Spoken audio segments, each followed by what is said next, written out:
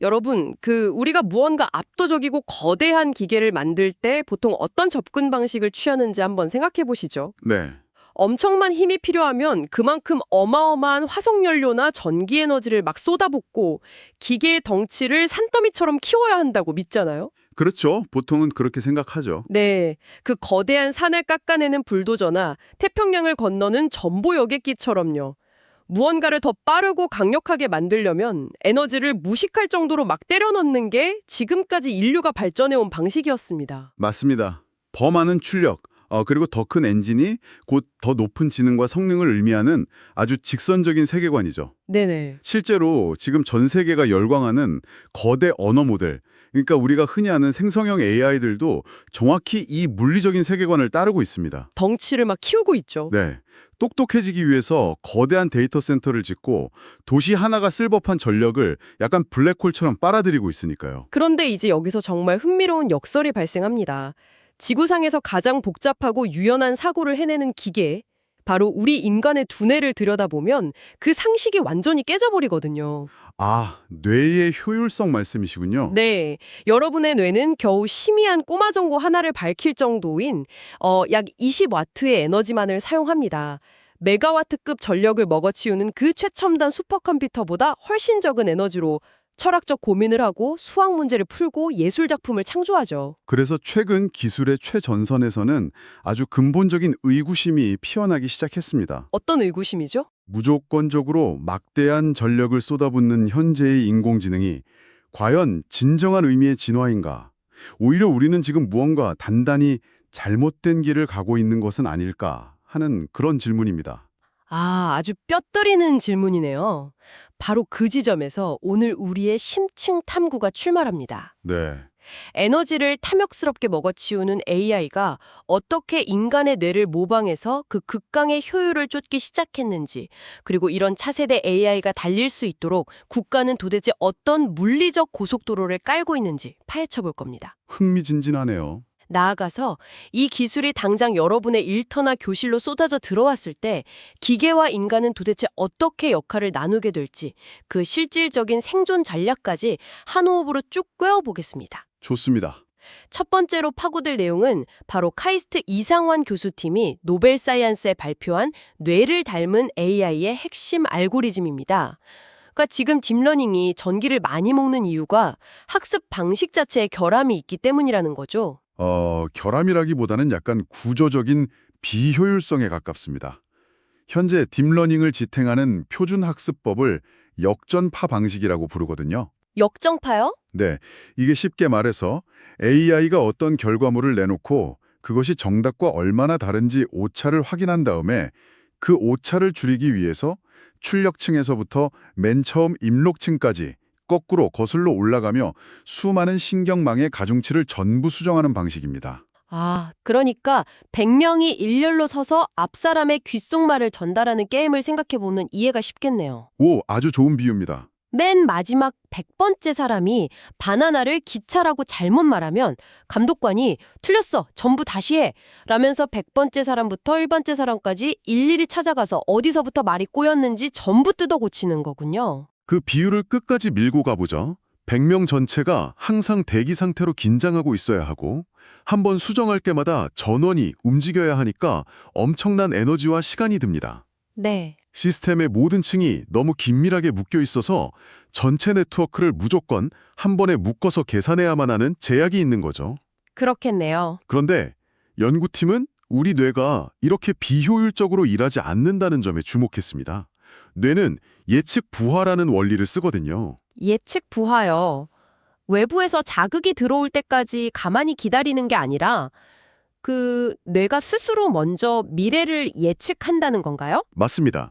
수동적으로 정보를 처리하는 게 아니라 다음 순간에 무슨 일이 일어날지 미리 가설을 세우고 그 가설과 실제 벌어진 결과 사이의 차이, 즉 오차만 업데이트하는 방식입니다.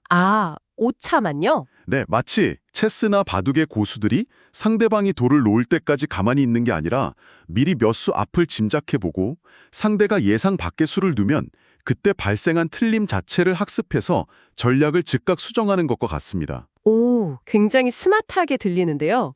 그럼 그냥 이 예측 부하를 지금의 AI 신경망에 그대로 복사해서 붙여넣으면 되는 거 아닙니까? 안타깝게도 수학의 세계는 그렇게 호락호락하지 않습니다. 아, 그런가요? 네, 인공지능 신경망이 깊어지면 깊어질수록 이 방식을 적용했을 때 기울기 소실이라는 아주 치명적인 문제가 발생합니다. 잠깐만요. 기울기 소실이요? 아까 그 100명 귓속말 게임에서 뒤쪽 사람들이 야, 우리 50번째 사람에서부터 틀렸대 라고 앞쪽으로 피드백을 전달하려고 하는데 그 목소리가 점점 작아져서 맨 앞쪽에 있는 1번째나 2번째 사람한테는 아예 안 들리게 되어버리는 그런 현상인가요? 정확히 짚으셨습니다. 아, 오차가 아예 사라져서 학습 자체가 멈춰버리는 거군요. 네, 신경망의 앞단으로 갈수록 오차 신호가 희미해져서 아예 학습이 불가능해지는 거죠. 이걸 해결하기 위해 연구팀이 꺼내든 카드가 바로 메타 예측입니다. 메타 예측이요? 단순히 결과를 예측하는 걸 넘어서 내가 미래에 얼마나 틀릴 것인가 하는 오차의 흐름 자체를 한 번 더 수학적으로 예측하게 만든 겁니다. 저는 여기서부터 솔직히 머리가 좀 아픈데요. 에너지를 아끼자고 효율적인 뇌를 흉내내는 건데 내가 틀릴 것이라는 오차까지 미리 수식으로 계산해서 시스템에 얹어버리면 오히려 AI가 풀어야 할 수학 숙제가 2배로 늘어나는 거 아닌가요? 충분히 그렇게 생각하실 수 있죠. 이게 도대체 어떻게 효율적일 수가 있죠? 바로 그 의문이 이 연구의 가장 놀라운 반전입니다. 수학 숙제가 늘어난 것 같지만 이 메타 예측을 도입하면 전체 시스템을 매번 처음부터 끝까지 통째로 재계산할 필요가 완전히 사라집니다. 아, 전체 계상을 안 해도 된다고요? 네, 아까 100명의 귓속말 게임에서 이제는 100명이 전체로 묶여서 감독관의 지시를 기다릴 필요가 없습니다. 5명씩 10명씩 소그룹으로 쪼개져서 각자 자신들의 다음 오차를 스스로 예측하고 그 안에서만 부분적으로 수정하는 게 가능해진 거죠. 아, 유력하네요. 중앙 집중식 통제를 벗어나서 국소적이고 분산적인 학습이 가능해졌다는 거군요. 맞습니다. 전체가 다 같이 멈춰서서 기다릴 필요 없이 필요한 부분만 그때그때 업데이트하니까 불필요한 연산이 확 줄어드는 거네요. 네, 실험 결과가 이 수학적 가설을 증명했습니다. 총 30가지의 실험을 진행했는데 그중 무려 29개에서 기존의 막대한 전력을 쓰는 역전파 방식보다 이 새로운 방식이 더 높은 정확도를 기록했습니다. 30개 중 29개요. 대단하네요. 이건 산업적으로 엄청난 의미를 가집니다. 데이터 센터에 연결되지 않은 스마트폰, 스마트워치, 심지어 전력 공급이 제한적인 로봇 내부에서도 거대한 AI 모델이 스스로 학습하고 진화할 수 있는 온디바이스 AI 시대에 물리적 장벽을 허물었다는 뜻이니까요. 인공지능이 무식하게 덩치만 키우는 게 아니라 뇌의 알고리즘을 빌려와서 진정한 의미의 경량화와 효율화를 이뤄내고 있다는 거네요. 그렇습니다. 자, 이렇게 시스템 내부의 소프트웨어가 획기적으로 진화하고 있다면 이 똑똑해진 AI가 우리 사회 전반으로 퍼져나가기 위해서는 거대한 물리적 도로망이 필요할 겁니다. 네, 인프라가 필수적이죠. 그래서 여기서 두 번째 자료, 대한민국 인공지능 행동계획 2026으로 시선을 한번 돌려보겠습니다. 이 행동계획은 국가가 인공지능을 새로운 국가 성장 엔진으로 삼고 어떻게 물리적 그리고 제도적 인프라를 깔 것인지 보여주는 마스터 플랜입니다. 네네. 가장 눈에 띄는 숫자는 2030년까지 최소 5만 장 이상의 대규모 첨단 GPU를 확보하겠다는 계획입니다. GPU 5만 장이라 저는 이걸 보면서 딱 1990년대가 떠올랐습니다. 아, 90년대요? 그때 국가 주도로 전국에 초고속 인터넷망을 깔면서 IT 벤처붐 일어났었잖아요. 그때는 광랜이 인프라였다면 이제는 그 GPU가 다가올 AI 시대의 아스팔트 고속도로 역할을 한다는 거군요. 아주 정확한 비교입니다. 그런데 도로만 넓게 깐다고 모든 문제가 해결되는 건 아니거든요. 방금 전 카이스트 연구에서 전력 소모가 얼마나 중요한 이슈인지 보셨잖아요. 그렇죠. 전기 먹는 하마니까요. 정부도 이 막대한 전력 수급 문제와 부지 제약을 심각하게 인지하고 있습니다. 그래서 거대한 민간 중심의 대형 AI 데이터 센터를 구축하는 동시에 전력 소요가 적고 지역 곳곳에 분산해서 지을 수 있는 강소형 AI 데이터 센터를 병행하는 투트랙 전략을 세웠습니다. 아, 분산형 데이터 센터요? 그런데 저는 여기서 좀 현실적인 딴지를 하나 걸고 싶습니다. 네, 말씀하시죠. 제가 만약 지방에서 작은 물류회사나 쇼핑몰을 운영하는 사장이라고 쳐볼게요. 국가가 GPU를 5만 장을 모으던 분산형 데이터 센터를 짓든 솔직히 완전 딴 세상 이야기처럼 들리거든요. 피부에 와닿지 않으실 수 있죠. 네, 중소기업이나 개인은 클라우드 서버 월세 내는 것도 버거워하는데 결국 수십조 원의 세금이 들어가는 이 거대한 AI 인프라는 돈 많고 개발자 많은 대형 IT 기업들만의 놀이터가 되는 거 아닙니까? 아주 현실적이고 예리한 지적입니다. 정부도 그 인프라의 독점이 곧 부의 독점으로 이어진다는 것을 잘 알고 있습니다. 그래서 행동계획 안에는 단순히 하드웨어를 구매한다는 내용만 있는 게 아니에요. 아, 다른 게 또 있나요? 네. 중소기업이나 벤처기업들이 이 거대한 인프라에 쉽게 접근할 수 있도록 일종의 탑승권인 컴퓨팅 바우처 사업을 대폭 확대하는 내용이 아주 촘촘히 짜여 있습니다. 아, 하드웨어를 지어놓고 끝나는 게 아니라 그 소상공인이나 중소기업도 자기 아이디어만 있으면 그 고속도로를 달릴 수 있게 바우처라는 하이패스 단말기를 싹 달아준다는 거군요. 네. 거기에 더해서 공공 데이터와 민간 데이터를 한 곳에서 안전하게 결합해 쓸 수 있는 국가 데이터 통합 플랫폼도 구축합니다. 데이터 접근성도 높여주고요. 맞습니다. 접근성의 민주화를 노리는 거죠.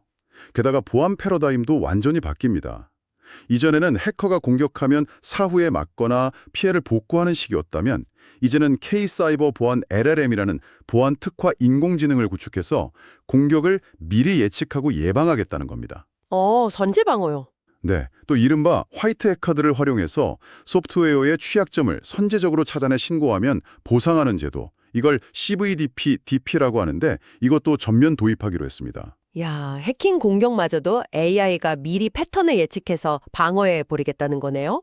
게다가 행동계획 후반부를 보니까 국가가 직접 국가추진능연구소를 2026년 말까지 설립하겠다고 되어 있던데요. 네, 보셨군요. 단순히 지금의 챗GPT 수준을 넘어서 물리적 세계에서 로봇의 몸을 입고 움직이는 피지컬 AI나 인간 수준의 사고를 하는 범용지능, 즉 AGI까지 주도하겠다는 청사진이 엄청 돋보였습니다. 이 모든 인프라와 제도는 결국 하나의 목표를 가리키고 있습니다. 바로 국민 모두가 소외되지 않고 기술의 혜택을 누리는 포용적 인공지능 복지 시스템, 즉 인공지능 기본사회를 실현하기 위한 기초공사인 셈입니다. 자, 그림이 아주 쫙 그려집니다. 카이스트 연구팀이 뇌를 닮아 스스로 진화하는 똑똑하고 가벼운 알고리즘을 만들어내고 있고 국가는 그 AI들이 마음껏 달릴 수 있는 5만 장짜리 GPU 고속도로와 안전장치를 싹 깔고 있습니다. 완벽한 요약이네요. 그렇다면 이제 진짜 중요한 질문이 남습니다.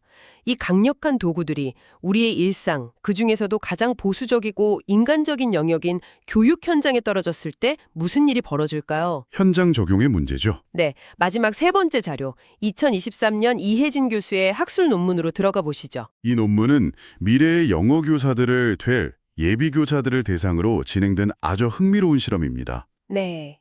단순히 칠판에 글씨를 쓰는 법을 배우는 게 아니라 최신 생성형 AI와 메타버스 기술을 활용해서 학생들을 위한 취업 준비 플랫폼을 스스로 기획하고 구축해보는 프로젝트였죠. 저는 사실 이 논문을 보면서 예비교사들이 다룬 도구들의 수준에 정말 깜짝 놀랐습니다.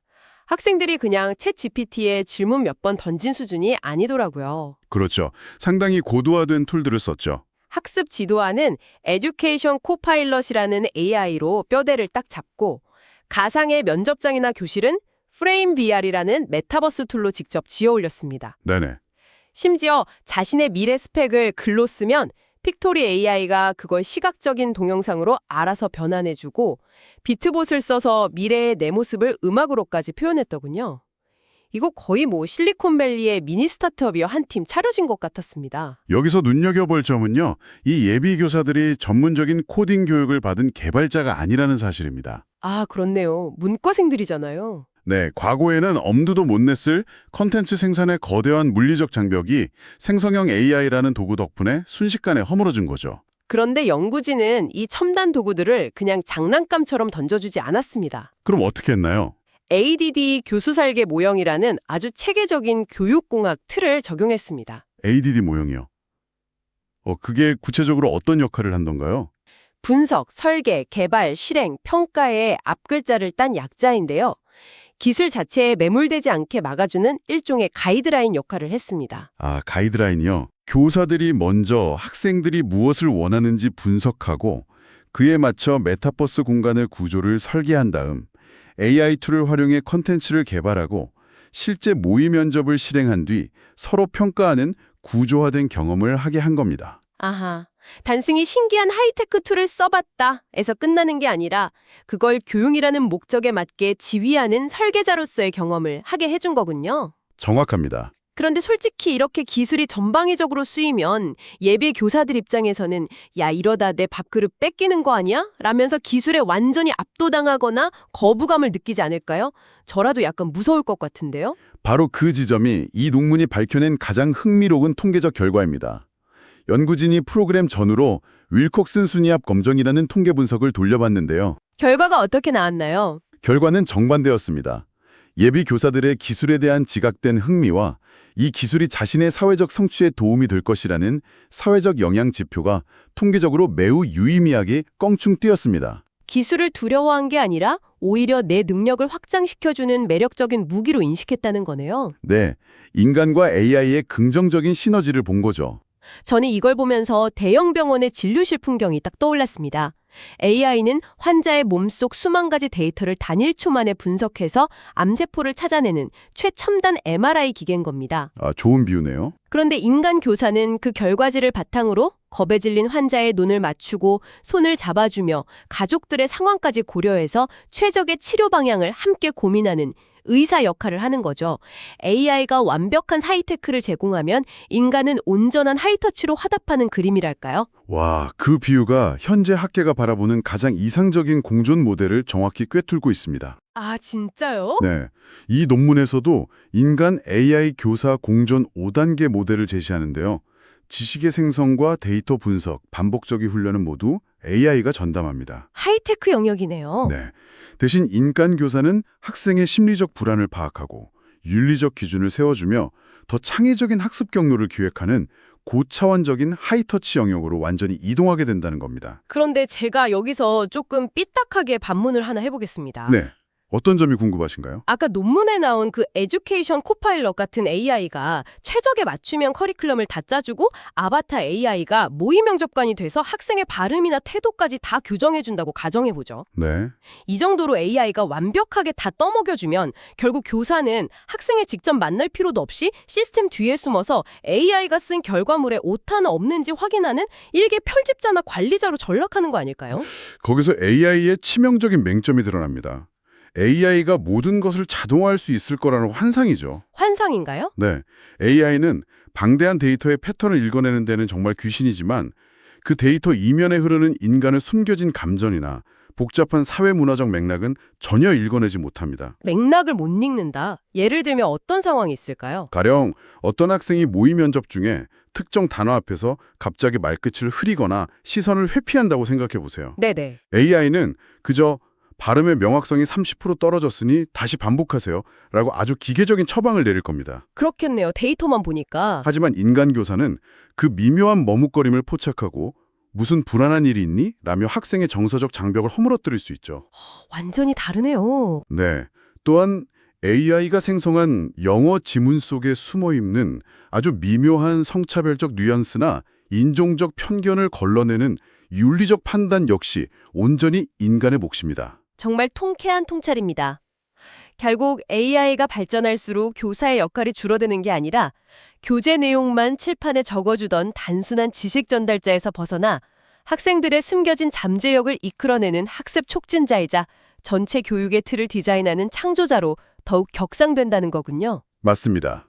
오히려 교사의 본질적인 역할이 더 빛을 발하게 되는 겁니다. 자, 오늘 우리가 나눈 이야기들의 궤적을 한번 쭉 되짚어 보겠습니다.